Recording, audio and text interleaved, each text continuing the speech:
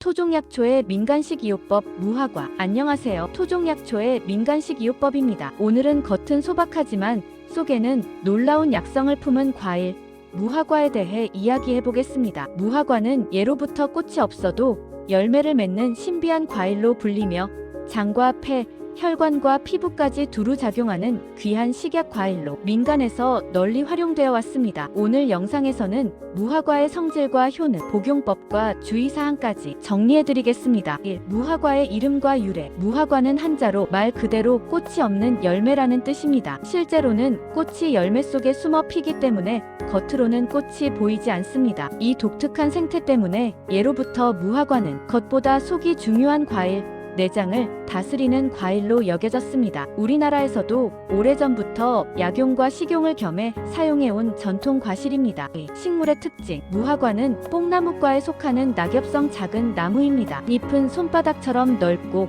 열매는 여름부터 가을까지 익습니다. 잘 익은 무화과는 겉은 부드럽고 속에는 작은 씨가 가득 차 있으며 이 씨앗과 과육이 함께 장 운동을 자극하는 것이 무화과의 큰 특징입니다. 3. 무화과의 성질과 맛. 한의학적으로 무화과는 맛은 달고 성질은 평하거나 약간 따뜻하며 독은 없다고 봅니다. 단맛은 기운을 보하고 장과 폐를 윤택하게 하며 따뜻한 기운은 냉한 장을 부드럽게 덮여 배변을 돕는 방향으로 작용합니다. 그래서 무화과는 차갑게 식히는 과일이 아니라 속을 부드럽게 풀어주는 과일입니다. 4. 무화과의 핵심 효능. 첫째, 장 건강과 변비 완화. 무화과는 천연 식이섬유와 씨앗의 물리적 자극으로 장 운동을 촉진합니다. 특히 노인성 변비, 건조성 변비에 도움이 됩니다. 둘째, 폐를 윤택하게 함. 무화과는 폐를 촉촉하게 하여 마른 기침, 가래 없는 기침, 목이 자주 마르는 증상 완화에 도움이 됩니다. 셋째,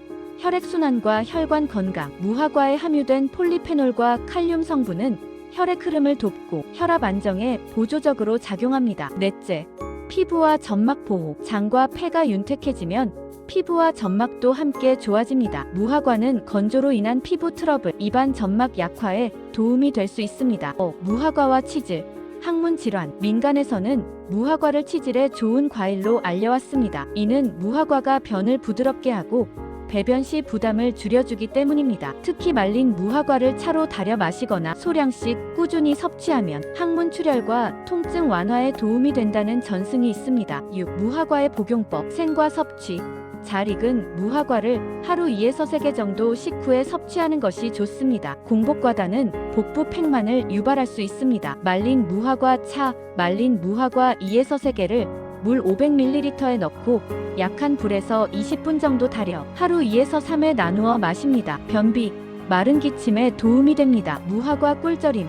무화과를 잘라 꿀에 재워두었다가 따뜻한 물에 타 마시면 폐와 장을 함께 보하는 보조음료가 됩니다. 7. 무화과와 궁합 음식. 무화과는 견과류, 꿀, 따뜻한 차와 궁합이 좋습니다. 반대로 찬 음식, 얼음 음료와 함께 먹으면 복부 팽만이나 설사를 유발할 수 있습니다. 8. 복용 시 주의사항. 무화과는 독이 없지만 과다 섭취 시 복부 팽만, 묽은 변, 설사를 유발할 수 있습니다. 특히 장이 예민한 분, 설사가 잦은 분은 양을 줄여 섭취해야 합니다. 당분이 있으므로 당 조절이 필요한 분은 섭취량에 주의가 필요합니다. 9. 민간에서 전해지는 무화과 지혜. 옛사람들은 무화과를 속을 다스리는 과일이라 하여 약처럼 소량씩 꾸준히 섭취했습니다. 한 번에 많이 먹기보다 매일 조금씩 먹는 것이 무화과의 약성을 살리는 방법이었습니다. 10. 마무리. 무화과는 겉으로 드러나지 않아도 속을 깊이 다스리는 과일입니다. 장과 폐를 윤택하게 하고 배변과 혈액순환을 돕는 자연이 준 귀한 식약 과실입니다. 제철에